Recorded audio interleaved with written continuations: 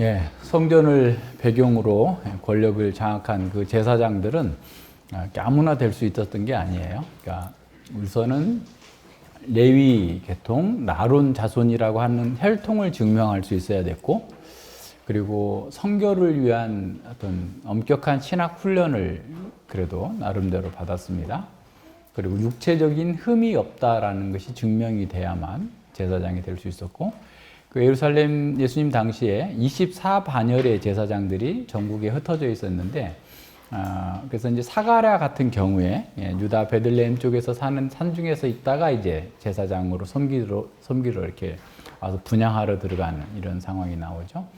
그런데 이제 예루살렘에 속한 사내들인에 속한 이 제사장들은 또한 상당히 귀족이고 부유한 사람, 그러니까 일반 제사장들과는 격이 다른 이런 어떤 뭐라 그럴까, 부와 권위를 입고 있는 이런 사람들이었습니다. 바리새인들 역시 뭐 학자들이 다 좀 다르긴 합니다만, 바리새인들은 이스라엘 또 갈릴리 유다 지역 전역에 한 6천 명 정도 있었다고 합니다. 근데 이제 이 사람들이 워낙 그 영향력이 셌기 때문에 오히려 사두개인들도 바리새인들의 그 집단적인 움직임에 꼼짝할 수 없었을 정도로 민중들의 지지를 받고, 또 그 당시의 사회적인 종교적인 또 그 영향력은 아주 막강했던 그런 사람들입니다. 이런 사람들은 엄격한 신학 훈련을 받았고, 여호와의 신앙을 지키기 위해서 목숨을 내놓을 정도로 신앙에 경건한 사람의 표상으로 추앙이 되고 있었어요. 그 사람들은 매일 하루에 3시간씩 기도를 했습니다. 바리새인이라면 기본이야. 그거는 하루 3시간 기도하는 거는 기본이고, 일주일에 2번 금식하는 것도 기본이에요.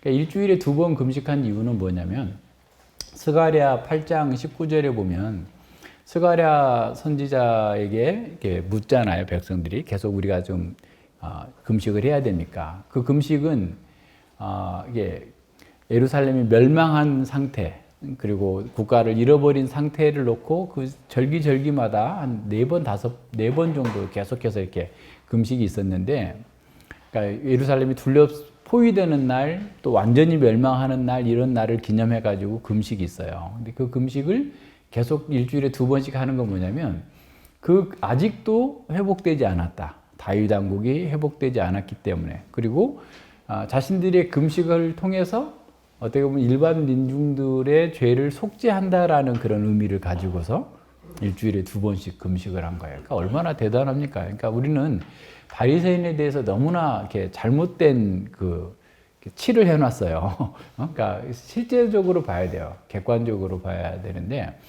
그럴 정도로 이분들이 굉장히 열심히 한 겁니다. 그리고 이분들은 어디 지나갈 때마다 어느 마을에 들어가면 그 마을을 향해서 축복 기도를 하는 거예요. 또 나올 때도 축복 기도를 해요.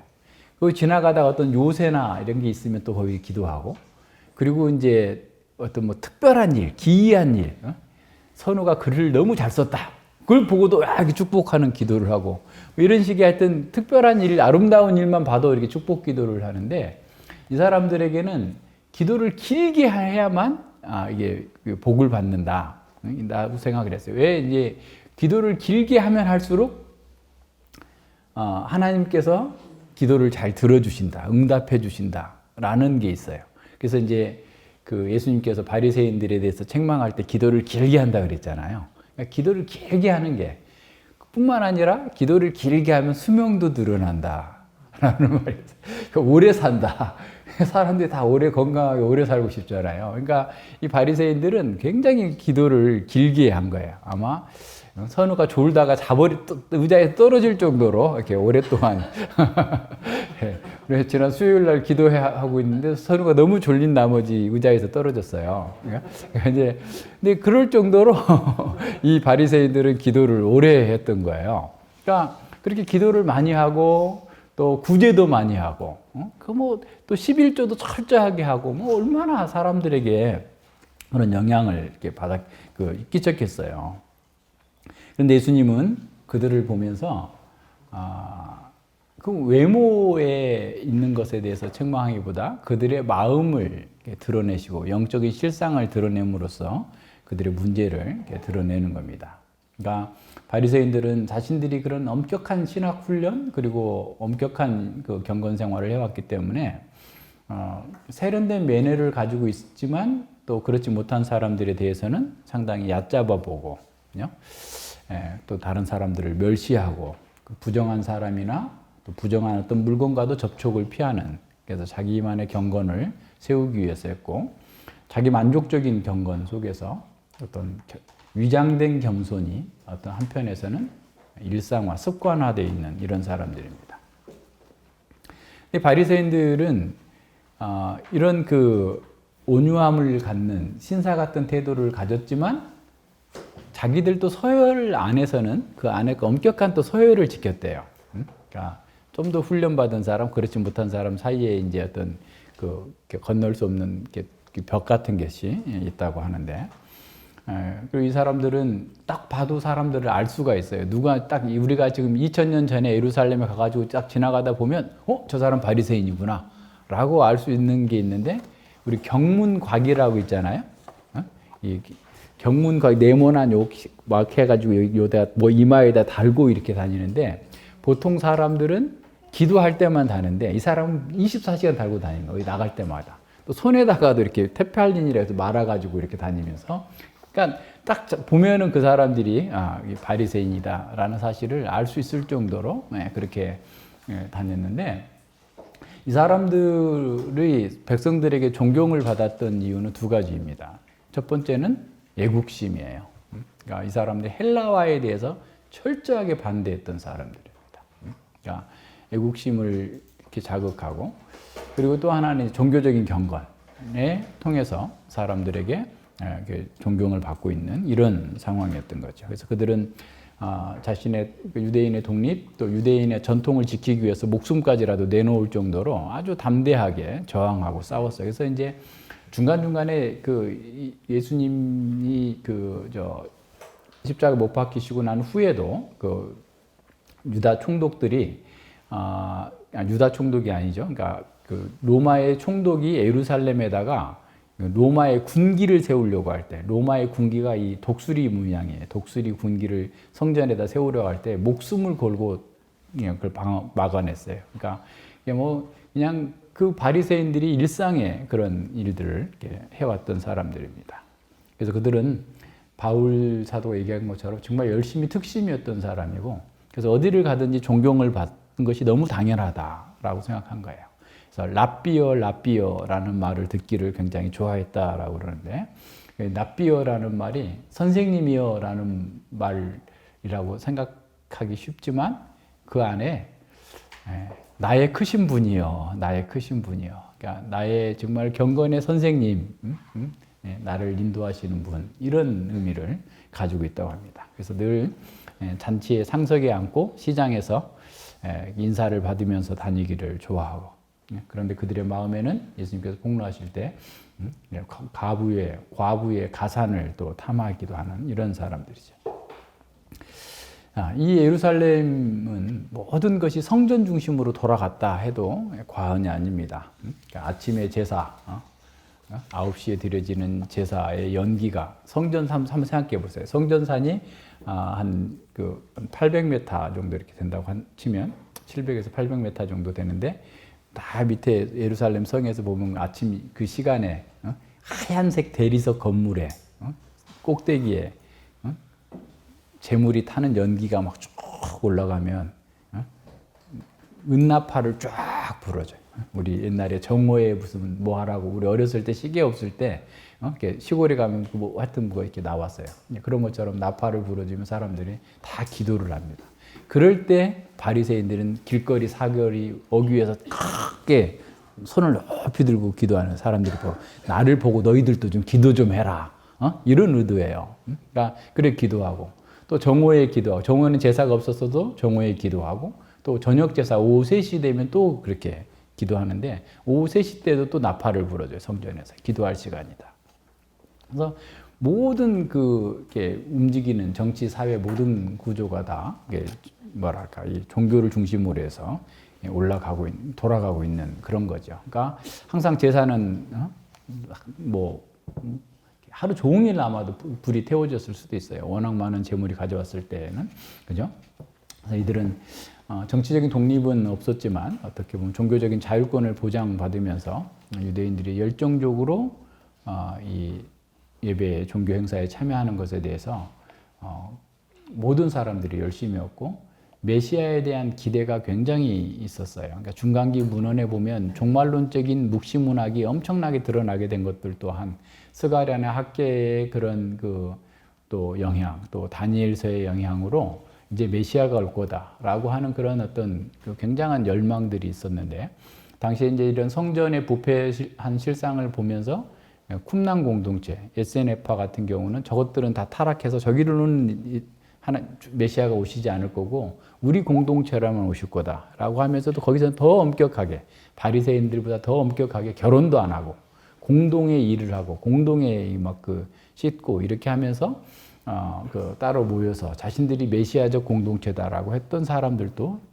나올 정도로 메시아에 대한 기대 또 그런 것들이 열망이 막 점증되고 있는 그런 상황이었습니다.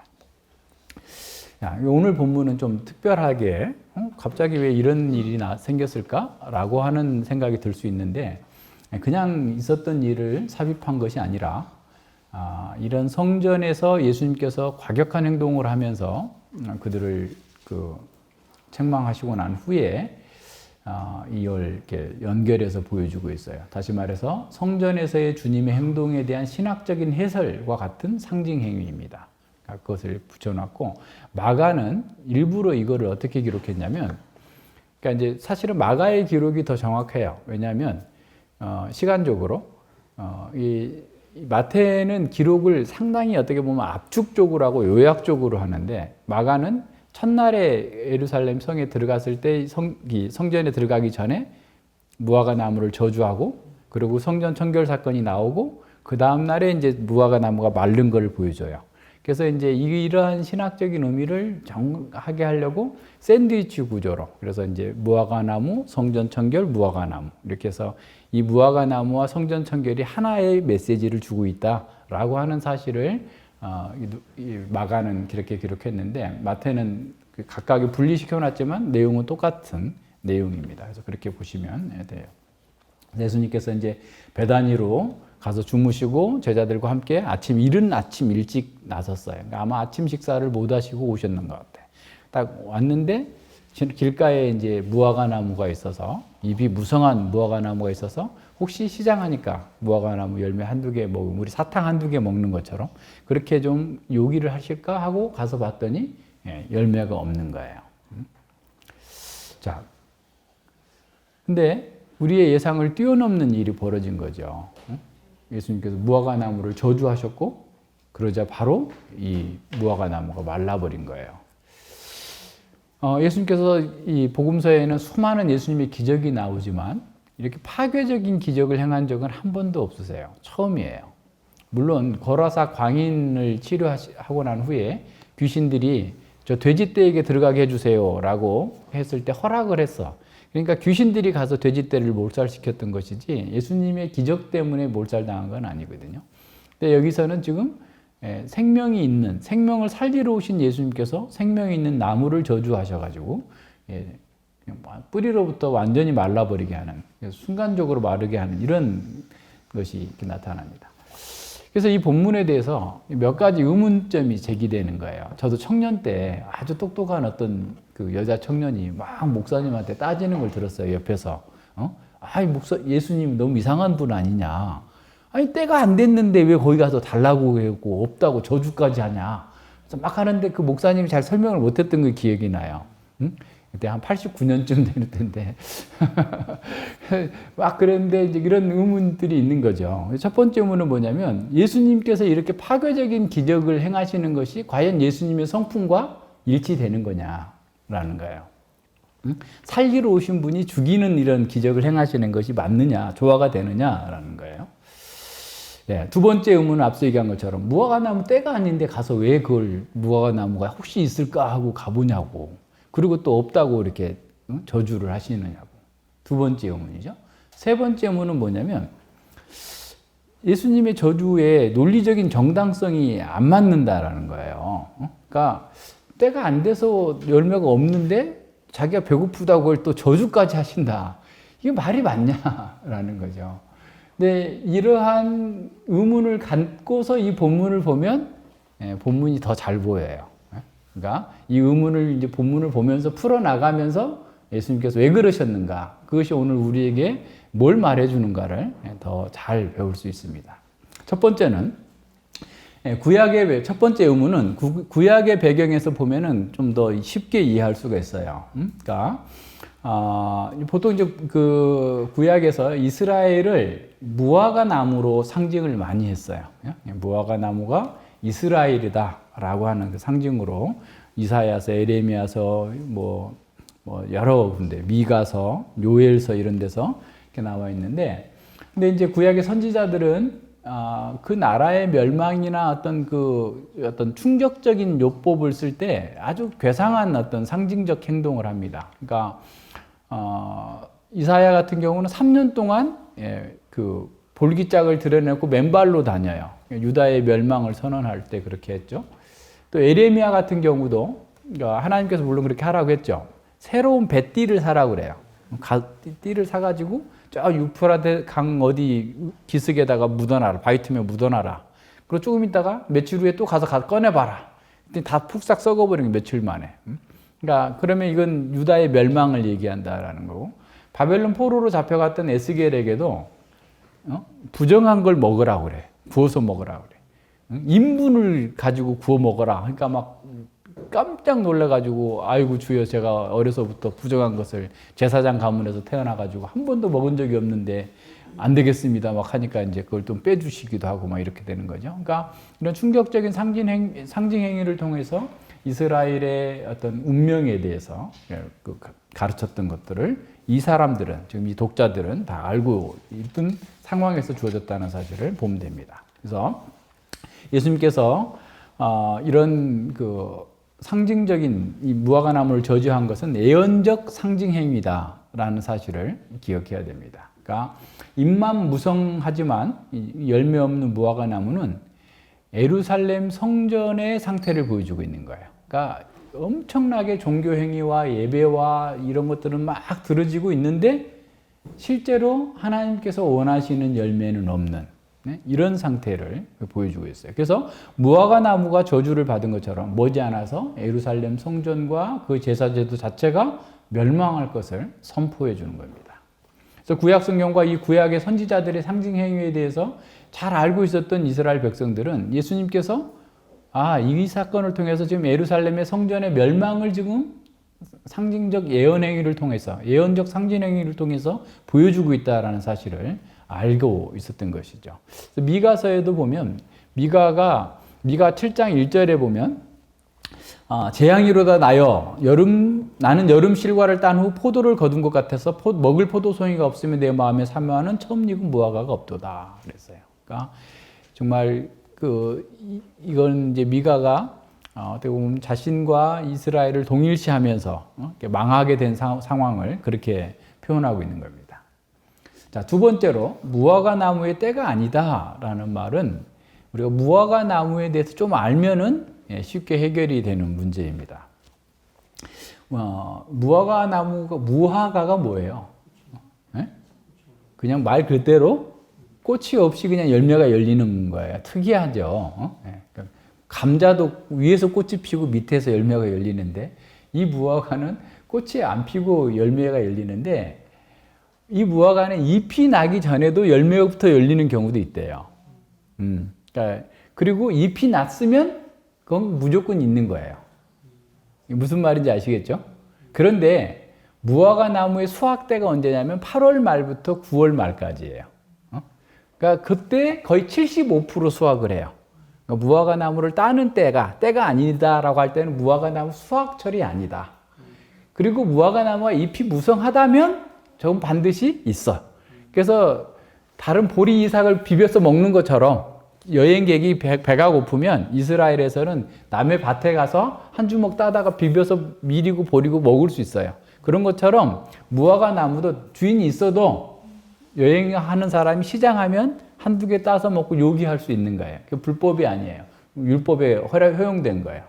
자, 그래서 예수님은 잎이 무성하니까 저긴 반드시 열매가 있겠구나 하고 간 거예요. 가서 그걸 따려고 했는데 전혀 없으니까. 그러면서 이제 앞서 얘기한 것처럼 이 무화과 나무는 이스라엘을, 예루살렘 성전의 종교 체제를 지금 설명하고 있는 거기 때문에 그들이 엄청나게 많은 종교 행위를 이루어지고 있지만 하나님께서 받으실 만한 것은 아무것도 없는 이런 상태를 지금 보여주고 있는 그런 상황입니다. 따라서 예수님의 저주로 말미암아서 말라 죽은 이 무화과 나무의 운명은 성전이 직면하게 될 메시아적 심판을 미리 보여주고 있는 거예요. 그러니까 수많은 제사와 종교 행위가 이루어지고 있음에도 불구하고 하나님께서 기뻐하시는 선한 열매가 없는 예루살렘 성전의 그 멸망을 보여주는 겁니다. 예루살렘 성전은 시대의 표적을 보지 못하고 하나님께서 받으실 만한 열매를 내놓지 못하였기 때문에 심판을 받아야 됩니다. 왜냐하면 성전은 이스라엘과 만민이 하나님을 만나는 장소로서의 기능을 하는 곳입니다. 그런데 그곳에 하나님께서 보내신 하나님의 아들 메시아가 오셨음에도 불구하고 그를 환영하는 것이 아니라 오히려 배척하고 반대하고 있는, 그렇기 때문에 더 이상 그 성전은 존재할 이유가 없었던 겁니다. 성전이 해야 될 그 역할을 상실하고 성전을 통해서 기득권을 가진 종교인들이 사익을 추구하는 장소로 전락해버린 거죠. 그래서 이러한 모든 종교 행사를 통해서 자신들의 부와 자신들의 영광을 얻는 데만 급급한 이런 사람들 속에 하나님께서 기대하시는 그런 열매가 전혀 나타나고 있지 않다라는 겁니다. 그래서 잎만 무성한 무화과 나무가 말라 죽는 것처럼 성전도 멸망할 수밖에 없다라는 사실을 보여주는 거예요. 이 내용이 이제 23장, 24장에 가서 좀 더 구체적으로 잘 드러나고 있습니다. 자, 이런 면에서 한국교회의 모습을 봅니다. 우리의 모습을 봅니다. 어떤 사람들은 한국교회의 문제가 일부 타락한 목사들이나 대형교회 때문에 교회가 욕을 먹는다, 다수의 교회가 욕을 먹는다라고 얘기합니다. 그러나 과연 이런 추세가 일부 목사들, 일부 대형교회에서만 일어나는 일일까요? 한국교회 전반에 이루어지고 있는 그런 상황들인 것 같습니다. 이품무성해요. 수많은 프로그램들이 돌아갑니다. 뭐 엄청난 일들이 하고 있어요. 뭐 선교사도 많이 파송하고 뭐 가장 많이 그 사회적인 어떤 일들을 합니다. 그럼에도 불구하고 그것이 과연 하나님께서 기뻐하시는 열매를 맺히고 있는지를 생각해 봐야 됩니다. 오히려 그냥 목사들, 소수의 목사들의 어떤 과도한 권위 그리고 과도한 사욕을 추구하도록 만들어주는 종교적 기업으로 전락되어 있는 것은 아닌지, 큰 교회에서만 세습하는 게 아니라 작은 교회에서도 세습하고 모든 교회와 성도들이 그냥 세상과 똑같은 삶을 살면서 오히려 하나님께서 기뻐하시는 삶으로서의 예배, 열매는 전혀 드러내지 못하고 있는 그런 상황들이 우리 앞에 있습니다. 이제는 한국교회에 대해서 사람들이 하는 말이 기대 수준을 낮춰야 된다. 적어도 목사가 재정에 문제가 없고, 그러니까 재정을 자기 마음대로 쓰지 않고 간음 정도만 하지 않으면 좋은 목사, 좋은 교회로 봐야 된다 라고 하는 것이 오늘 우리 시대에 회자되고 있는 얘기들입니다. 부끄러운 일이죠.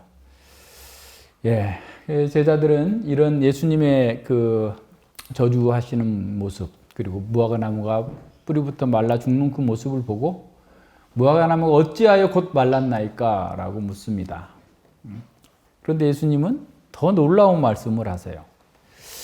내가 진실로 너희에게 이르노니 만일 너희가 믿음이 있고 의심치 아니하면 이 무화과 나무에게 된 이런 일뿐만 아니라, 이런 일만 할 뿐 아니라 이 산더러 들러 바다에 던지우라 하여도 될 것이요 너희가 기도할 때에 무엇이든지 믿고 구하는 것은 다 받으리라 하시니라 그랬어요.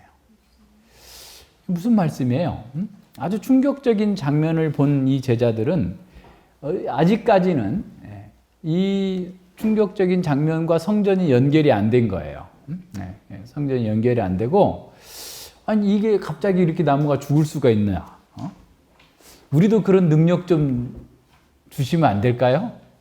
라고 하는 의도를 담고 물어봤을 거예요. 그러니까 예수님께서 너희들이 이 일만 할 뿐만 아니라 더 큰 일도 할 거다.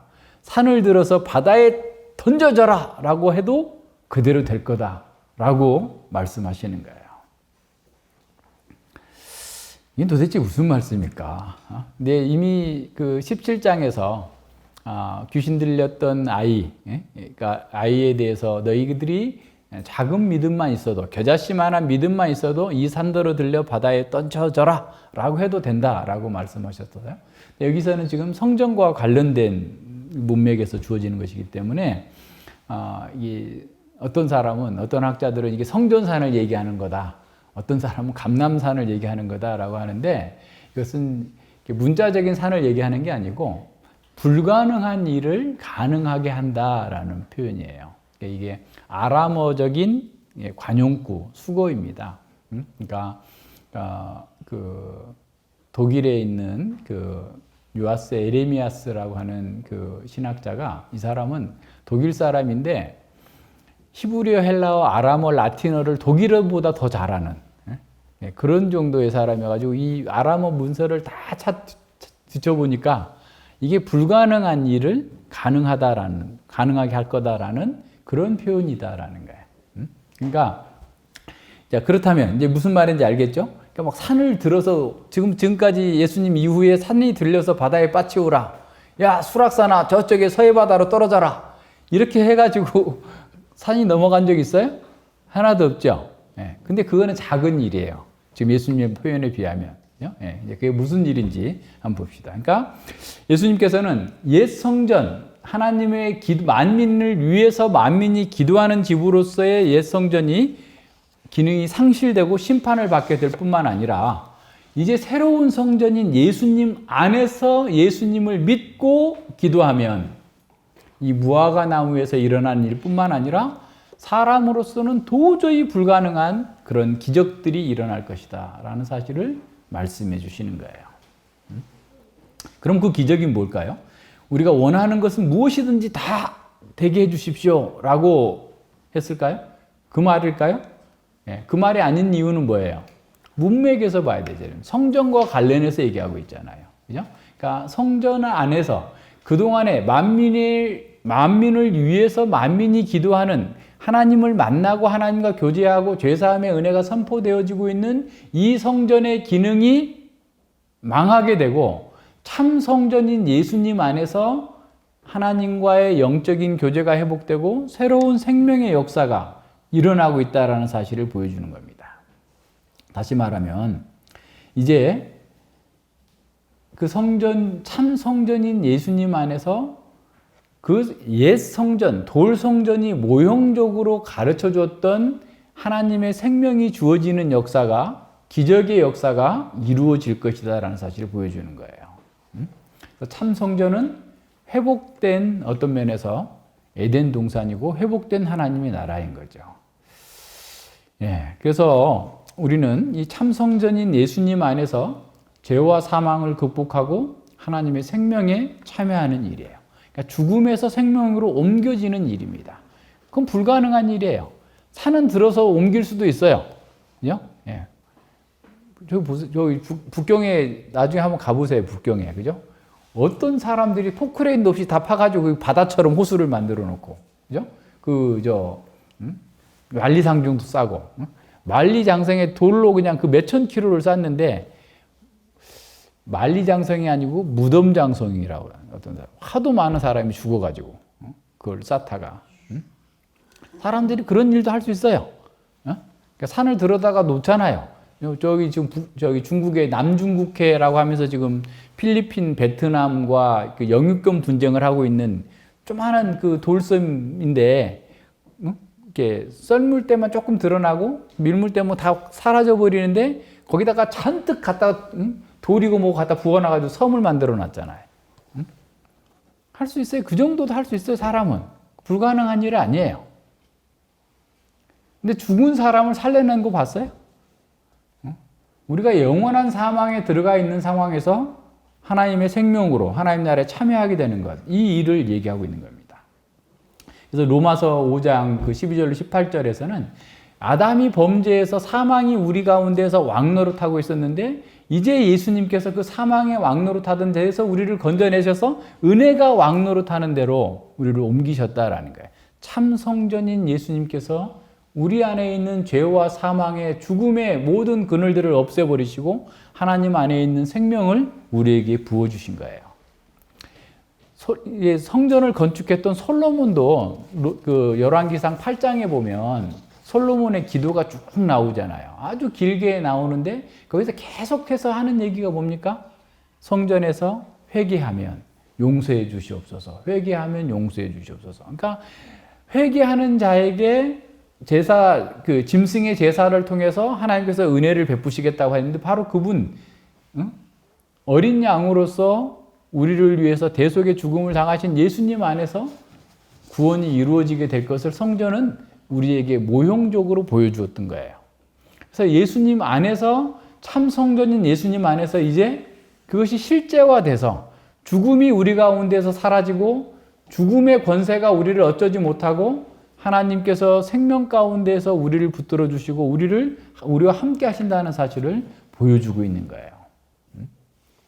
그래서 모든 상황 속에서 솔로몬은 그렇게 본 거죠. 그러니까 인간의 문제는 돈의 문제도 환경의 문제도 관계의 문제도 아니고 하나님 앞에서 죄의 문제다. 그래서 그들이 진정으로 예배만 드리는 것이 아니라 마음으로 회개하고 돌이키면 하나님 용서해 주시옵소서라고 기도한 거예요. 근데 사람들은 열심히 예배는 드리는데 마음은 담겨져 있지 않아요. 지금 문제가 그런 거예요. 늘 예배하러 오는데 예배하러 오는 목적 또한 세상을 더 많이 얻기 위해서 예배하는 모든 종교적인 활동하는 것 자체가 자기가 원하는 것을 얻기 위한 것으로 바꾸어 놔버린 겁니다.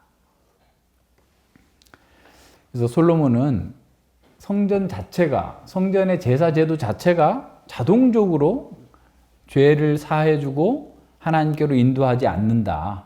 더 중요한 것은 그들의 마음이 주님께로 돌이키고 주의 이름을 인정하고 하나님께 용서를 구하고 하나님께서 기뻐하시는 일을 행할 때 그 속에서 하나님께 너희들을 만나 주시고 용서해 주시고 다시 복을 허락하실 거다라고 선언한 겁니다. 그래서 우리 시편 95편에서도 계속 나오는 거잖아요. 다윗이 지은 시편 95편에서 너희가 하나님께 나와서 말씀을 듣고 예배 드렸으니까 나 하나님께 복 주실 거야. 그렇게 착각하지 말라. 광야에 있는 이스라엘 백성들이 왜 죽은 줄 아니? 말씀을 들었으나 믿음으로 합하지 않고 자기 마음대로 살았기 때문이야. 너희들도 마찬가지야. 라고 경고해 줬던 겁니다. 그래서 진정한 예배는 회개가 포함되고 찬양이 포함되어 있는 거예요. 회개하는 사람이야말로 진정한 찬양을 하는 사람입니다. 우리도 마찬가지죠. 준호가 목사님한테 선물을 하나 딱 가져왔어요. 근데 준호의 마음을 내가 알았어. 그래서 내가 안 받아. 이렇게 말할 수 있어요. 그죠? 왜냐하면 준호가 깨끗한 마음으로 선물을 준 게 아니고 목사님을 이용해가지고 탁탁탁 해가지고 자기 이익을 취하려고 선물을 준다 그러면 내가 그걸 받았다가는 이거 올무에 걸릴 거잖아. 그러니까 안 받는 거죠. 그런 선물을 여러분 함부로 받으면 안 돼요. 누가 뭘 준다고 해서 덥석 받으면 안 돼. 지난번에 누가 그랬지? 야 5,000원 줬어. 이렇게 줬어. 너 써. 근데 나중에 엄마 제가 뺏어갔어요. 신고를 하면 나는 그냥 줘서 받았는데 얘가 무슨 신고할 줄 어떻게 알았겠어. 그죠? 그러니까 누가 준다고 하면 일단 의심부터 해. 왜 주는데? 하나님께서도 하나님한테 재물 바치고 막 예배하고 막 이렇게 하면서 하나님을 조종해가지고 내 마음대로 하나님을 부려먹으려고 하면 하나님 그 예배를 받으시겠어요? 안 받으시지. 다 아는데, 우리 마음을 다 아시는데. 그러니까 그 사람들이 막 이사야 1장에 보면 나오잖아요. 막 수많은 재물을 가지고 성전 마당이 닳도록 왔다 갔다 하면서 난리를 치고 있는데 하나님께서는 야, 그 제사 동물 태우는 그 냄새도 맡기 싫다. 저리 가. 이러시는 거예요. 왜?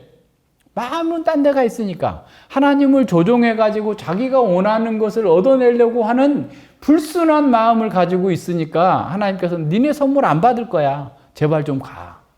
아모스 5장에 얼마 전에 봤잖아요. 어마어마한 성가대가 있어요. 막 레위 성가대가 그냥 막 화려하게 찬양하라고 난리가 아니에요. 하나님께서 야 듣기 싫다. 니들이 나를 위해서 찬양하는 거냐? 니들 좋으라고 찬양하는 거지. 제발 좀 조용히 좀 해. 라고 하실 정도예요. 지금 예루살렘 성전에서 하고 있는 것들이 그런 거예요. 하나님께서 싫어하시는 거예요. 열심히 하는데 하나님께서 받으심직한 예배가 없는 거죠. 우리가 예배를 통해서 하나님께 영광 돌리지 않는다면 그 예배는 하나님께서 받지 않으시는 예배예요. 반대로 우리가 예배를 통해서 하나님께 영광 돌릴 때만 우리에게 복이 돼요. 신기하죠? 내가 복 받기 위해서 예배를 드리면 하나님께서 안 받으세요. 그 예배를. 그런데 나를 구원해 주신 하나님께서만 오직 영광을 받으시옵소서라고 예배하면 하나님께서 우리에게 복을 주세요. 순서를 바꾸면 안 돼요. 잘못된 예배는 하나님께서 받지 않습니다. 하나님의 영광과 분리된 예배는 아무리 화려하고 감동적이고 대단하다 할지라도 하나님께서 받지 않으세요. 솔로몬은 그걸 잘 알고 있었던 거예요. 성전은 특별히 자신들이 하나님의 선민이다, 선택받은 백성이다 라고 하는 그런 생각을 가지고 이방인들에 대한 편견과 차별의식을 심어주는 것이 아니라 모든 사람이 하나님의 백성이고 모든 사람이 하나님께로 나올 수 있도록 성전된 너희들이, 성전에서 예배하는 너희들이 만인을 위한 제사장이 되어야 된다 라고 하는 사실을 가르쳤던 겁니다. 그런데 이런 성전이 종교적 기득권자들의 부와 권력을 추구하는 데 사용되어서 강도의 구렬이 됐다고 한다면 더 이상 존재 가치가 없는 거죠. 존재해서는 안 되는 것이 되는 겁니다. 죄를 회개하고 하나님의 은혜를 통해서만 구원과 생명이 주어진다고 하는 것을 가르치는 이 성전의 기능이 완전히 상실되어 버렸다면 성전이 무슨 필요가 있겠어요? 외형적인 예배와 의식은 화려하게 계속되고 있지만 그 속에 있어야 될 마음의 할례, 마음의 회개와 하나님을 경외하고 하나님께 영광 돌리는 것은 사라져 버렸다면 그것이 무슨 의미가 있겠어요? 그렇게 됐기 때문에 하나님의 아들이 성전에 오셨는데도 알아보지 못하고 거부했던 겁니다. 돈으로 화려하게 꾸미고 많은 재물을 바치는 제사가 오히려 하나님께 나아가는 길을 막고 있는 거예요. 성전 지도자들의 오만한 그런 권위, 또 사람들을 속이는 그러한 장사, 그래서 가난한 자들은 점점 소외되고 억압받는 그런 구조를 더 강화시키고 있었던 거죠.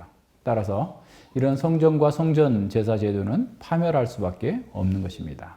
예수님께서 그들을 그래서 무화과나무처럼 심판하시겠다라고 선언하신 거예요. 동시에 예수님은 성전이신, 참 성전이신 자신 안에서 기도할 때 새 창조의 기적이 일어날 것을 선언하신 겁니다.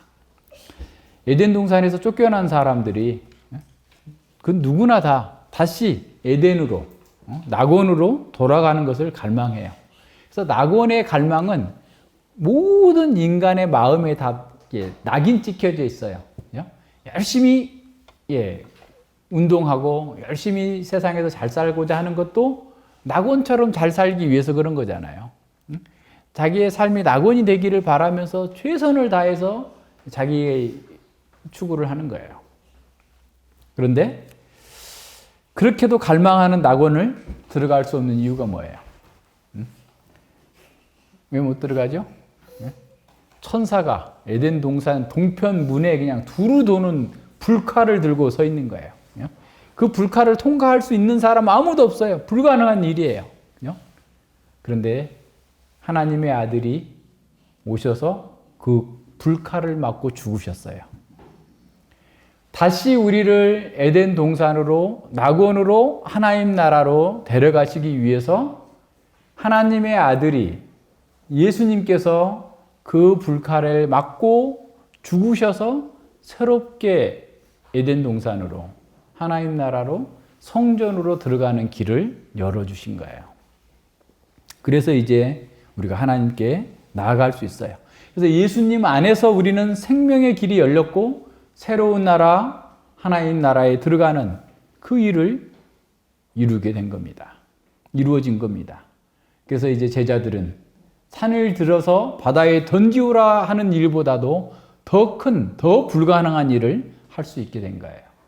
오순절날 성령 강림 후에 성령께서 성전에 가득 모여 있어요. 지금 예수님 사망하신 지 십자가에서 죽으신 지 50일째 되는 날에 오순절 날에 성전에서 제자들이 기도하고 있는 중에 성령이 임하시니까 온갖 방언으로 하나님의 큰 일을 얘기할 때 사람들이 저게 무슨 소리야? 저것들이 아침부터 술 취했느냐?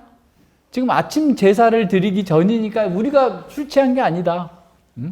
라고 하면서 베드로가 설교를 할 때 이건 예언된 바대로 구약의 요엘서에 예언된 바대로 하나님께서 그리스도께서 성령을 보내주셔서 구원의 새로운 시대가 열리기 시작했다. 새 창조의 시대가 왔다. 그 창세기 1장에 성령이 수면 위에 운행하시더라. 하나님의 영이 수면을 운행하시 덮으셨다라는 의미인데 똑같은 말이에요. 사도행전 2장에 성령께서 그들을 덮으셨어요. 새 창조를 시작하시는 거예요.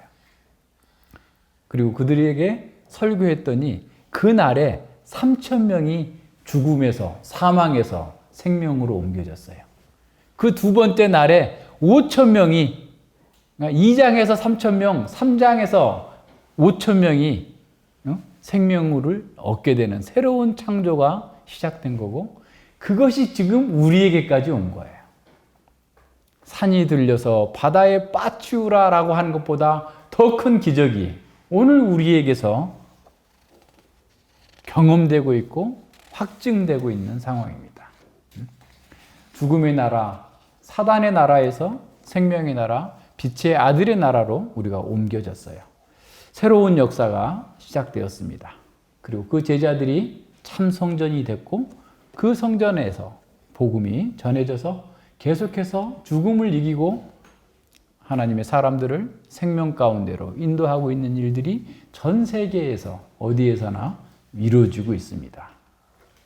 자, 이렇게 예수 그리스도를 믿는 그 믿음 안에서 새로운 성전에 참여한 사람들은 인생의 궁극적인 갈망이 채워졌어요. 더 이상 누구 때문에 울고 짜고 하지 않아요. 왜? 우리 안에 하나님이 계시기 때문에, 내가 성전이기 때문에, 내가 낙원의 기쁨을 지금 여기서 누리고 있기 때문에 우리의 갈망은 채워진 거예요. 새로운 기쁨과 새로운 능력이 우리 속에 있는 거예요. 낙원의 향수가 낙원이 향수로만 남아있지 않고 우리 마음 가운데에서 실제화되고 있어요. 하나님의 생명을 받았고 하나님의 가족으로 입양되었고 하나님과 새로운 교제의 복을 누리고 있어요. 그래서 우리는 세상에 줄 수 없는 기쁨을 누리고 세상을 능가하는 능력을 가지고 하나님의 말씀을 따라서 살 수 있는 사람이 되었어요. 우리는 이 가운데에서 계속해서 전진하는 가운데 완벽하게 성전이 이루어지게 될 새하늘과 새 땅을 바라보면서 즐거워하고 고난 가운데서도 인내하면서 소망을 갖고 사는 겁니다. 새로운 성전에 참여한 우리 모두는 이 세상에 들의 풀처럼 꽃처럼 시들어버리는 이 땅의 즐거움이 아니라 하나님은 하늘의 즐거움, 하늘의 안식과 평강을 누리면서 이 세상에서 빛의 증인으로 살아가는 거예요. 그래서 우리가 가지고 있는 이 성전 안에서 계속해서 복음이 흘러나가야 됩니다. 그래서 우리가 전하는 이 복음을 통해서 죽은 사람들이 살아나는 기적들이 일어나야 돼요. 죽어있던 사람들이 계속해서 하나님의 생명 가운데로 나오는 새 창조의 역사가 이루어나도록 우리를 사용하시기 위해서 우리에게 먼저 이 복음을 주셨다, 맡기셨다라는 사실을 기억해야 됩니다. 자, 성전은 유대교의 핵심이자 중심이었습니다. 다른 모든 것은 성전을 중심으로 돌아갔어요. 그들은 성전에서 하나님께서 임재하에 계신다고 믿었습니다. 성전은 제사를 드리는 곳으로 하나님의 은혜가 베풀어져서 죄가 용서될 뿐만 아니라 하나님과의 연합과 교제가 이루어지는 그런 장소였습니다. 죄와 사망 가운데 있던 사람들이 사죄의 은혜를 체험하고 하나님께 예배하고 기도하면서 말씀을 들을 수 있는 장소였어요. 그래서 예루살렘 성전은 다윗의 1000년 동안 그 민족의 삶과 정치, 생활 모든 것의 중심이었습니다. 예수님은 그런 성전을 제사장과 바리새인들이 부와 권력을 얻기 위해서 가난한 사람들을 착취하는 강도의 구렬로 만들어버렸다고 책망하셨습니다. 어느 시대나 부와 권력에 집착하는 기득권자들은 가난한 사람들을 일상적으로 착취합니다. 아모스 선지자가 타락한 예배와 종교 지도자를 책망했던 것처럼 성전 기득권자들도 가난한 사람들을 착취하고 치부하면서 사치스러운 삶을 살았습니다. 수많은 희생 제사가 드려지고 화려한 찬양대가 찬양을 하지만 하나님께서는 그들의 제사와 찬양하는 소리를 싫다라고 선언하십니다. 성전이 하나님을 경외하면서 하나님을 예배하고 하나님의 말씀으로 우리의 개인과 사회적 불의와 불공정을 회개하는 제 기능을 하지 못하고 악용될 때마다 약자들은 늘 억압을 당합니다. 소외가 이루어집니다. 그런데 그것이 다 하나님의 이름으로 이루어져요. 얼마나 아이러니합니까? 이런 상황에서 경건한 이방인들은 이방인의 뜰에서조차 발붙이고 기도할 수 없는 곳이 되었습니다. 유대 전쟁이 일어났을 때 성전 안에 보관되어 있던 모든 채무 문서가 가난한 유대인들에 의해서 불태워졌다고 그래요. 뭘 말합니까? 넘쳐나는 성전 자금으로 은행업을 한 거예요. 언제 다시 얘네들이 찾아내가지고 우리한테 채권을 회수할지 모르니까 그걸 불태워버린 거예요. 근데 그거는 당시 이방 신전들에 의해서 있었던 그냥 자연스러운 일입니다. 그러니까 당시에 이방 신전들은 어느 지역에서나 신전이 돈이 많잖아요. 돈을 많으면 그냥 가만히 갖고 있고 싶겠어요, 여러분? 굴리면 돈이 되는데 굴리는 거예요. 그런데 예루살렘 성전에 채무 문서가 얼마나 많았던지 그 가난한 사람들이 로마군이 들어오자마자 이 성전주의자들을 배반하고 가서 불질러 버렸다는 거예요. 채무 문서를. 죽어 마땅한 거죠. 그냥 파괴되는 것이 마땅한 거예요. 이런 상황입니다. 자, 이런 맥락에서 예수님께서 성전에서 행하신 일들을 보면 더 분명하게 그 의미가 드러납니다. 예수님은 물건 파는 자들의 상을 뒤엎고 장사하는 자들을 쫓아내시면서 만민을 위해서 기도하는 집인 성전을 강도의 소굴로 만들어버렸다라고 책망하셨죠. 그렇다면 예수님께서는 이것을 어떻게 바로잡을까? 부패하고 타락한 자들 때문이야. 그러니까 저놈들 다 내쫓고 성전을 개혁할까? 아니면 악한 자들이 장악하고 있는 모든 제사 제도를 이 새로운 사람들에게 그냥 맡길까? 아니면 새롭게 어떻게 만들어낼까? 아니면 성전이 아닌 다른 곳에 예배 장소를 세울까? 강도의 소굴이 된 이 성전은 과연 어떻게 될 것인가? 바로 그것을 오늘 본문이 보여주고 있는 거예요. 예수님이 기존의 성전을 종말에 완성될 성전의 모형으로 보셨어요. 그 성전 제도 자체를 부정하지 않으셨어요. 그런데 이 성전이 참 성전을 보여주기는커녕 참 성전이 세워지는 것을 가로막고 있는 그런 형국이었습니다. 따라서 예수님은 기존의 성전 제도 전체를 심판하실 수밖에 없다고 선언하시는 거예요. 성전은 내적으로 부패와 불경건이 또 불의가 만연했습니다. 그런 성전은 외적으로 세상에 빛이 되라고 하는 소명, 모든 민족에게 하나님의 영광을 드러내라는 소명을 완전히 상실해버린 거죠. 잃어버린 겁니다. 이렇게 시대를 분별하지 못하고 자기 사욕을 추구하면서 예수님께서 원하시는 열매를 맺지 못하는 성전은 무화과나무처럼 멸망할 수밖에 없음을 보여주신 겁니다. 그들에 대한 심판은 그 세대 안에 나타날 로마 제국에 의해서 철저한 파괴를 통해서 이루어졌습니다. 이 내용이 이제 24장에 나타나요. 예루살렘 성전이 멸망한 직후에 모든 일들을 기록한 유대인 역사가 이 사람 믿지 않는 사람입니다. 요세푸스는 성전 제사의 중단은 이스라엘이 하나님의 이스라엘의 하나님이 로마 군대를 이용해서 이스라엘의 불결함과 민족주의적 저항이 자초했던 운명에 따라 성전이 파괴됐다. 그러니까 이 사람은 믿지 않는 사도 바울처럼 탁월한 사람이에요. 이 사람이 요세푸스가 어떤 사람이냐면 이 성전 로마와 전쟁 속에서 이 열심당 속에서 막 이 사람도 바리새인이에요. 엄청나게 같이 저항을 하다가 안 되겠다 싶어가지고 투항한 거예요, 로마로. 이 사람이 너무 뛰어나니까 로마 황제가 다 지원해주고 역사를 좀 써봐. 니네는 왜 그렇게 특별한 놈들이냐? 도대체 유대인들은 왜 이렇게 다른 애들하고는 도무지 이해가 안 돼. 어디를 가서나 다 자기들끼리 모여가지고 회당 예배를 하고 이렇게 하는데 도대체 니네들 어떤 사람이야? 라고 하는 것에 지원을 받아가지고 책을 우리말로 번역된 한 1000페이지로 된 게 한 4권이 나와 있는데 그 당시에는 뭐 몇 권이 나왔을 거예요. 그죠? 그럴 정도로 그 내용들을 쭉 고대사부터 예루살렘 멸망 후 한 100년대까지 이 사람이 살았어요. 그래가지고 그때까지 쓴 게 기록이 있어요. 그래서 그 기록에 의해서 그렇게 남겨놨습니다. 굉장히 복음을 우리가 이해하고 당시 상황을 이해하는 데 도움을 줘요. 자, 그래서 예수님은 새로운 성전으로서 자신의 중보적 역할을 공생의 사역 초기부터 암시해 주셨어요. 예수님은 병자들과 어려움에 처한 사람들에게 치유와 함께 죄사함을 선포하셨습니다. 이는 성전 예배나 제사를 거치지 않고 사죄의 은혜를 바로 선언함으로써 당시 사람들에게는 큰 충격을 준 거예요. 따라서 당시 성전 기득권자들은 예수님의 사죄 선언을 성전의 권위를 찬탈하는 것으로 마치 무면허 의료 행위를 하는 것처럼 아주 참남하다라고 하면서 예수님을 고소하고 고발한 겁니다. 예수님은 당시에 공적인 예배 질서를 무시하지는 않았지만 하나님 나라가 임하였고 자신이 그 하나님 나라를 가져오는 메시아로서의 성전 체제가 도래했음을 이러한 사건들을 통해서 드러내신 거예요. 이제 예수님은 메시아의 권위로 무화과 나무처럼 기존의 성전도 심판하실 것을 선언하십니다.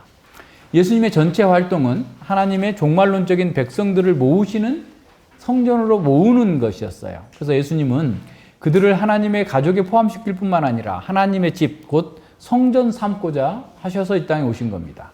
따라서 교회는 새 언약 백성 공동체로서 성전이고 시온산에 세워진 하늘의 도성입니다.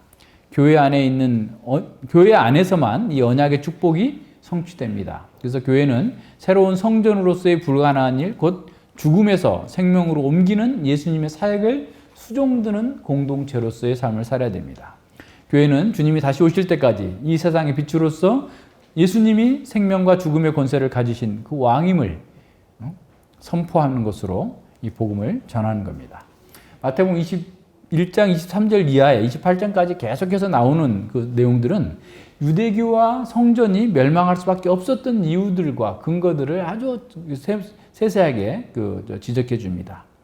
자, 여기서 우리가 주목해야 될 것은 여호와를 위해서 죽음을 두려워하지 않던 그런 종교적 열정을 가졌던 이런 사람들이 왜 예수님을 거부했는가라는 거예요. 목숨을 걸고 헬라화에 저항했던 이 바리새인들이 왜 예수님을 거부하고 그래서 결국 멸망하게 됐는가 이겁니다. 그것은 그들이 가진 신학, 그들이 가진 세계관이 어떠했는지를 봐야 됩니다. 그들이 왜 그렇게 행동했을까? 우리가 그냥 아무렇게 하는 일도 보면 그 사람의 세계관이 다 드러나요. 바리새인들은 경건하게 사는 것을 삶의 최우선으로 놓고 모든 면에서 절제하고 훈련했던 그런 사람들이에요. 그렇게 열심히 있는 자들이 왜 성전으로 오신 예수님을 심각하게 대적한 것일까요? 여러 차례 우리가 나왔습니다만 그들의 행위와 그들의 멸망에서 우리는 무엇을 배울 수 있을까요? 오늘날 교회와 또한 그들의 유사점은 없는지 살펴봐야 됩니다.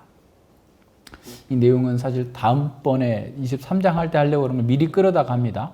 23장, 4장 할 때 좀 더 쉬우라고 봅니다. 당시 어떤 경건한 사람들, 잘 보지 못했던 그런 바리새인들의 위선을 예수님께서 명명백백하게 이제 드러내십니다. 하나님의 뜻을 따르고자 했던 그들의 진지한 열정, 그것을 비난하는 것은 아니에요. 하나님께서 예수님께서 그걸 다 인정해 주셨어요. 많이 구제하고 기도하고 금식하는 것 그 자체를 비난하지는 않으셨어요. 예수님 보기에도 그들은 하나님의 뜻을 행하고자 하는 올곧은 사람들이었습니다. 우리는 바리새인들에 대한 왜곡된 표상이 예수님께로부터 왔다고 쉽게 결론 내서는 안 됩니다. 하지만 예수님은 그들의 마음속에 있는 오류를 이렇게 간파하신 거예요. 그들의 경건의 훈련은 계속 하면 할수록 오히려 하나님께로부터 멀어지고 있는 것이었어요. 왜 그랬을까? 그 이유가 뭘까? 가장 큰 문제는 그들이 죄에 대해서 심각하게 여기지 않았다라는 거예요. 분명 유대교는 죄에 대해서 생생한 의식을 가지고 있었습니다. 그런데 시간이 지날수록 사람들은 죄가 자연적인 숙명에 속한 것이 아니야. 다시 말하면 원죄를 부인하게 된 거예요. 자, 원죄를 부인하면 사람이 선하게 태어난 것이 되고, 그래서 선하게 태어난 사람은 자기가 노력하면 죄를 짓지 않을 수 있는 상태가 되어버리는 거예요. 그러니까 원죄 교리가 그렇게 해서 중요합니다. 각 사람이 자신의 잘못에 대해서 책임이 있고, 그래서 그들은 죄를 극복할 수 있는 방법을 찾았는데 두 가지예요. 첫째는 결의법이라고 하는 거고, 두 번째는 공로사상입니다. 결의법은 뭐냐면 각각의 죄를 별개로 보는 거예요. 그래서 이제 율법 조항의 613개 조항을 어기거나 또 할라카라고 하는 장로들의 유전을 범하는 것, 그것이 죄라고 여기고, 그 죄를 또 나눕니다. 의식적인 죄가 있고 무의식적인 죄가 있고 큰 죄가 있고 작은 죄가 있어요. 중요한 것은 큰 죄를 범하지 않으면 괜찮아. 그러니까 그런 정도예요. 그래서 이 결의법 때문에 그들은 죄에 대해서 죄가 하나님을 반역하는 거다라고 하는 그 중요한 핵심을 놓쳐버린 거예요. 그러니까 아무리 뭐 죄에 대해서 뭐 도둑질하고 살인하고 뭐 다 얘기를 했어도 도둑질, 살인도 하나님과 관련된다라는 것을 이해하지 못하면 그냥 일반적인 도덕 윤리가 돼버려요. 그래서 기독교에서도 설교하는 분들도 그런 분들이 상당히 많아요. 그러니까 죄는 모두가 다 1차적으로 하나님께 범한 거예요. 다윗이 우리아를 죽이고 그 아내를 빼앗았어도 그 하나님께 범죄한 거예요. 1차적으로 모두가 다 하나님께 범죄한 거고 하나님을 반역하는 죄예요. 그래서 죄의 기본적인 특징은 자기주장성이에요. 그러니까 이 세상에서 아무리 자비한 왕이라도 자기를 반역하는 쿠데타를 일으킨 사람 용서하지 않아요. 그럼 바보지. 그거는 왕이 아니에요. 왕제가 아닌 거죠. 그러니까 이 세상에 하나님께서 왕됨을 거부하는 것이 죄의 본질이에요. 근데 그 사람들은 그렇게 인정하지 않고 어떤 것만 빼면 다 되는 거라고 생각한 거예요. 두 번째 보세요. 두 번째는 이 공로 개념이에요. 그러니까 죄를 상쇄할 수 있는 것으로서 죄를 어떻게 보면 극복하는 거죠. 그러니까 자신들이 어떤 선한 일을 하게 되면 그 죄책이 상쇄된다라고 생각하는 거예요. 그래서 죄를 심각하게 생각하지 않게 된 겁니다. 특히 경건한 사람은 자기가 쌓아둔 공로가 많다라고 생각한 거예요. 그래서 첫 번째는 조상들의 공로를 상속받는다. 각각에 나눠 가죠. 두 번째는 자기가 쌓은 공로를 통해서 그 죄의 빚을 갚을 수 있다라고 생각을 하는 겁니다. 그래서 그 사람들이 그렇게 열심히 구제하고 이렇게 한 거예요. 뭐 11조도 하고 기도도 많이 하고 이렇게 하는 거예요. 자기가 열심히 공로를 쌓아야만 되니까. 그래서 가장 중요한 것은 최후의 심판 때에 자신이 지은 죄보다 공로가 많아야 된다는 거야. 근데 바리새인들은 열심히 특심이었으니까 당연히 자신들은 공로가 많다라고 생각했고, 일반인들은 자신의 공로보다 죄가 더 많기 때문에 심판받아 마땅하다라고 생각을 한 겁니다. 그래서 이렇게 결의법과 공로 사상에 의해서 죄에 대한 평가절하가 되자 아주 무서운 결과가 이루어지게 된 겁니다. 죄에 대해서 심각하게 발견되지 않는 곳, 죄에 대해서 심각하게 생각하지 않는 곳마다 어떤 일이 일어나냐면 사람들에 대해서 높이는 거예요. 사람들에 대한 낙천적인 기대가 높아지는 겁니다. 그래서 그들은 자기를 신뢰하고 스스로 자기를 의롭다게 여기고 하나님과 이웃에 대한 사랑을 잃어버리게 됩니다. 바리새인들은 자신들만이 하나님의 참된 백성에 속한다고 생각했어요. 그들은 하나님의 선하심과 기뻐하심이 자신들 위에 항상 머물러 있다라고 생각한 거죠. 한순간도 의심하지 않았습니다. 그들은 자신들이 다른 사람들보다 몇 배나 더 우월하다라고 생각한 거예요. 그러나 예수님은 이런 자기 신뢰가 하나님께로 가는 길을 막는 가장 중대한 범죄다고 폭로하신 겁니다. 자신에 대해서 낙관적인 견해를 가지고 있는 사람들은 더는 하나님 앞에서 똑바로 살아야 된다, 바르게 살아야 된다 이런 생각 자체를 많이 하지 않아요. 그들은 하나님께서 자신에 대해서 긍정적으로 판단해 주실 것을 확신하기 때문에 그들의 관심은 다른 사람들이 나에 대해서 어떻게 볼까 여기에 이제 매여 있는 겁니다. 그래서 그들의 종교 활동은 다른 사람들에게 경건한 사람이라는 칭찬을 듣기 위한 초점이 맞춰져 있는 거예요. 이것으로 인해서 사람들이 위선이 자꾸 나타나게 됩니다. 자신에 대해서 지나치게 낙관하는 사람들은 형제에 대해서도 심각하게 생각하지 않아요. 귀하게 생각하지 않습니다. 그는 그런 사람들은 자신들이 다른 형제보다 뛰어난 사람으로 생각하고 형제를 경멸해요. 예수님이 성전에서 장사하는 자들의 상을 들어 엎으실 때 그들의 이 결법 공로주의도 함께 들어 엎으신 거나 마찬가지입니다. 살인하지 않았다. 중죄예요. 대죄예요. 그런데 예수님께서는 형제를 보고 낙하, 미련한 놈이라고 한마디 했어도 살인한 거다라는 거예요. 그 결법 자체를 완전히 무시해버리는 겁니다. 그 동기가 어디에 있는지를 보시는 거예요. 그들은 살인, 간음, 배교, 율법에 대한 경멸 이런 것들만 안 지면 괜찮다라고 했지만 예수님께서 그 모든 것들이 너희들 마음속에 나오는 것이 다 똑같은 죄다. 그게 죄가 아니라고 할 수 있는 것은 아무것도 없다. 다 대죄다라고 말씀하시는 거나 마찬가지예요. 모든 죄는 다 대죄이기 때문에 너희들은 다 죽어 마땅하다 이렇게 선언하신 겁니다. 뿐만 아니라 예수님은 용서받을 수 없는 죄가 있는데 그것은 성령을 해방하는 거다.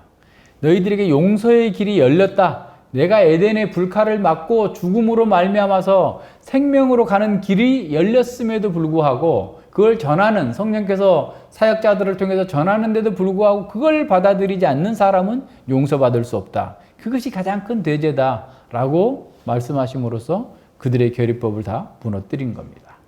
그들의 견고한 진을 무너뜨렸어요. 예수님은 또한 사람들이 신뢰하던 자신들의 어떤 공로 개념 자체도 완전히 폐기해버립니다. 누가복음 17장에서 정말 충성된 종이 열심히 일을 하고 왔어요. 그래놓고 뭔가 받을까라고 기대하고 있는데 그런 생각 자체가 사치다. 무익한 종이오니 이거 한 것만 해도 감사합니다. 라고 하라는 거예요. 무익한이라는 말은 비참한 종이. 나는 이런 데 절대로 쓸 수 없는 그런 자인데 저에게 이렇게 큰 일을 맡겨주신 것에 대해서 감사합니다. 라고 하라는 겁니다.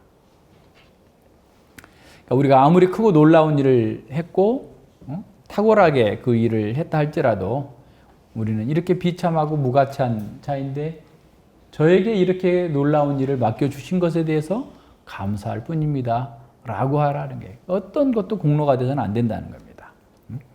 그래서 은혜. 그죠? 왜 은혜예요? 자격이 없는 자에게 하나님께서 주셨습니다. 내가 무슨 자격이 있다고. 뭔가 조금 했으니까 난 자격이 있겠지. 라고 생각하지 않아야 된다라는 보여줍니다. 예수님은 바리새인들이 자신들의 죄를 평가절하하고 자신에 대해서 지나치게 낙관적인 견해를 갖고 있었기 때문에 당시 죄인들이라고 평가하는 사람들보다도 하나님 나라에 들어갈 수 없다, 분리되었다라고 선언하십니다. 마치 탕자의 형과 같이 자기 위에 만족하면서 아버지로부터 스스로 소외시켰던 그 큰아들과 같은 것이죠. 예수님께서 독사의 자식들아 라고 말한 사람들은 죄인들이 아니라 가장 경건하다고 여김을 받는 스스로 자부하고 있는 바리새인들이었어요. 성전에서 기도했던 그 두 사람 바리새인과 세리는 오히려 세리는 주여 긍휼히 여겨 주시옵소서 고개도 들지 못했던 사람은 용서함을 받았는데 바리새인은 자기가 했던 공로를 드러내는 거예요. 난 이렇게 했습니다. 그러니 저는 괜찮은 사람이죠. 라고 얘기했는데 주께서 듣지 않으셨다라는 거예요. 왜 이런 일이 벌어졌습니까? 그들의 환원주의적인 신학이 그들의 오류를 정당화했고 자기 죄를 보지 못하게 했기 때문에 오히려 하나님께로부터 멀어진 거예요. 경건하게 살면 살수록 오히려 하나님께로 멀어지는 겁니다. 목사가 사람들을 영적인 교만과 자기 확신으로 오도하는 경우가 많은 시대입니다. 그들은 자기도 들어가지 않으면서 다른 사람들도 하나님 나라에 들어가는 문을 틀어막고 있어요. 당시 세리나 창기들은 회개하기가 가장 어려운 사람들이라고 여겨졌어요. 그런데 세리들은 자신의 죄를 깨닫고 예수님을 영접했습니다. 그러나 스스로 경건하다고 여겼던 사람들은 자기를 신뢰하기 때문에 예수님께 나오지 않았어요. 이것이 그들이 그토록 기다리던 메시아가 왔음에도 불구하고 메시아의 복음을 거부하게 만든 자기의적인 소경됨이에요. 이런 면에서 목사가 구원받기가 더 힘들 수도 있어요. 자기가 의롭다고 생각하기 때문에 결코 자기는 회개할 것이 없다고 생각하기 때문에 자기 의가, 자기 공로가 얼마나 많은데 라고 생각할 수 있기 때문에 그렇습니다. 우리가 두려워해야 될 일은 바리새인들 그리고 사두개인들의 오류가 한국 교회에도 그대로 나타나고 있다는 것입니다. 대중적인 교회들은 이신칭의 교리를 잘못 전하고 선택과 언약의 교리를 오해하게 만들어서 죄를 가볍게 여기게 만듭니다. 죄를 가볍게 여기는 교회일수록 자신에 대한 인간에 대한 낙천적 기대가 널리 퍼져 있습니다. 그래서 어떤 사람들은 복음을 들으면서 아니 내가 무슨 죄를 졌다고 맨날 왜 죄인 얘기합니까? 라고 반문하기까지 합니다. 그런 사람들은 상처와 고통 이 모든 것이 하나님과의 단절된 죄 때문에가 아니라 자신의 자신감의 부족, 자존감의 부족, 주변 사람들과 환경 때문이다라고 생각합니다. 죄에 대한 설교가 아예 없거나 있다고 해도 도덕적인 죄, 결의론적인 이해에 불과합니다. 또한 죄가 하나님을 반역하는 참남한 일이라고 설교하지도 않습니다. 이런 교회도 열심히 성경을 공부하고 개인적으로 새벽 기도도 하고 열심히 경건 훈련하고 경건 서적을 보고 또 수준 높은 도덕적 삶을 사는 사람들도 있어요. 그런데 그들이 실제 삶에서는 직장에서나 사회에서는 바벨탑을 쌓는 것과 같은 돈이 자기를 구원해 줄 것처럼 인본주의적인 구원 추구에 몰두하고 있는 사람들이 상당히 많습니다. 한국교회 안의 공로주의는 상급론과 관련해서 널리 퍼져 있습니다. 죄를 상쇄하는 개념의 공로주의까지는 아니겠지만 자신의 행위와 헌신의 근거에서 장차 올 하나님 나라에서 상급이 달라질 뿐만 아니라 이 땅에서도 성공할 수 있도록 만들어주는 이 땅에서의 성공 또한 자신의 헌신의 정도에 비례한다라고 여기는 사람들이 많습니다. 그런 간증과 예화가 넘쳐나고 있어요. 그래서 교회 안에 있는 사람들도 하나님의 공의를 모르고 공의를 따르지 않고 세상의 이치 또 자기의 이익에 따라서 불의한 일을 선택합니다. 새벽 기도를 많이 하는 것도 공로를 쌓은 거고 남보다 더 많은 경건을 하는 것도 다른 사람보다 더 경건하다라는 것을 나타내기 위해서 그런 경우가 많습니다. 유학을 갔다 오고 신학 박사학위를 따기를 원하는 것도 교회를 잘 섬기기 위함이 아니라 더 말씀을 잘 배우기 위함이 아니라 다른 사람보다 더 뛰어난 경건한 사람이라는 것을 인정받는 하나의 자격증처럼 여기고 있는 사람들이 많습니다. 그런 사람들의 특징은 하나님이 아니라 사람을 의식하고 사는 거예요. 하나님을 의식한다면 자기 자랑할 수 있겠어요? 자기가 뭘 이루었다고 그렇게 할 수 있겠어요? 늘 사람만 보니까 그런 얘기를 하는 거죠. 자, 우리 자신을 돌아봅시다. 자, 우리는 우리 자신을 어떻게 봅니까? 심각한 죄인으로 봅니까? 아니면 비교적 괜찮은 사람으로 봅니까? 우리는 누구를 의식하며 살고 있습니까? 사람들입니까? 아니면 하나님입니까? 자신에게 속한 모든 것이 하나님의 은혜라고 고백합니까? 아니면 자신이 이룬 내가 열심히 노력했기 때문에 얻은 것이야 라고 생각합니까? 우리가 하나님의 성전으로 세워지려면 죄에 대한 결의론적인 이해와 공로주의 철저하게 허물어야 됩니다. 그리고 예수님의 생명의 능력으로 죄와 헛된 경건을 잘라내야 됩니다. 주님의 은혜만이 우리의 자랑이 되고 주님을 영화롭게 하려는 열망이 우리의 기쁨이 되어야 됩니다. 그러면 우리는 주님 안에 있는 낙원의 기쁨, 낙원의 갈망을 채우면서 이 땅에서 진정으로 열방의 빛이 되는 은혜를 또 누릴 수 있는 사람들이 될 것입니다. 기도합니다. 하나님 아버지 감사를 드립니다. 예루살렘 성전에서 수많이 이루어졌던 그런 예배와 제사와 기도들이 하나님께서 받지 않으신 것은 참으로 그들이 하나님을 오해하고 자기 힘과 자기의 능력으로 하나님을 조종해서 또는 하나님을 이용해서 자기 영광과 자기 부요를 채우고자 하는 또 어리석음 때문이었습니다. 또한 열심히 경건 생활을 하고 목숨을 걸고 하나님을 위해 산다고 하면서도 그들의 잘못된 신학이 그들을 잘못된 길로 오도하고 있었음을 또한 보았습니다. 오늘 저희들 자신들 또한 봅니다. 우리가 뭔가를 한다고 하면서 참 하나님의 뜻을 바르게 알고서 하고 있는지, 하나님의 뜻에 합당하게 또 섬기고 있는지 돌아봅니다. 또한 우리가 이런 하나님의 은혜에 참여할 수 있게 된 것이 우리 스스로 뭔가를 잘해서 우리의 공로나 우리의 노력 때문이라고 혹시라도 생각하고 있지 않는지 삶과 두려움 가운데 우리 자신을 점검해 보게 하여 주시옵소서.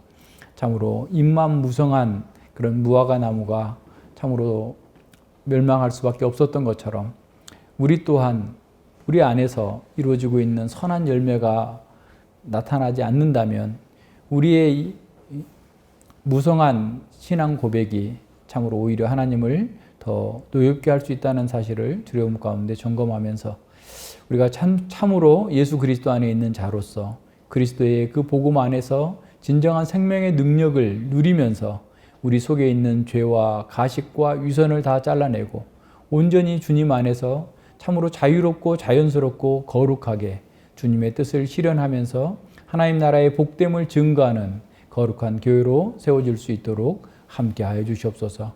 우리가 성전됨을 인식하면서 언제 어느 곳에서나 어떤 상황 속에서도 참으로 주님의 그 선하심과 아름다우심을 증거하며 주의 영광을 나타내게 하여 주시옵소서. 감사드리며 예수님 이름으로 기도드립니다. 아멘.